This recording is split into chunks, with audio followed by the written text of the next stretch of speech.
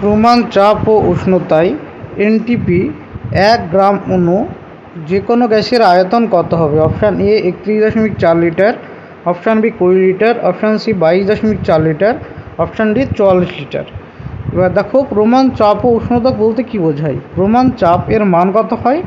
76 semi পরস্তম্ভের চাপ অথবা 1 atm চাপকে আমরা প্রমাণ চাপ বলি। এবং প্রমাণ উষ্ণতার মান কত হয়?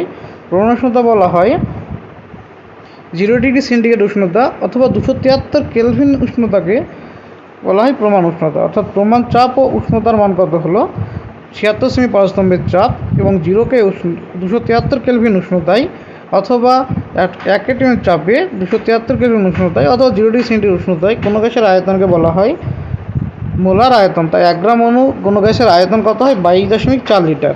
একে বলা হয় মোলার আয়তন 22.4 লিটার। এসটিপিতে মোলার আয়তন 22.4 লিটার।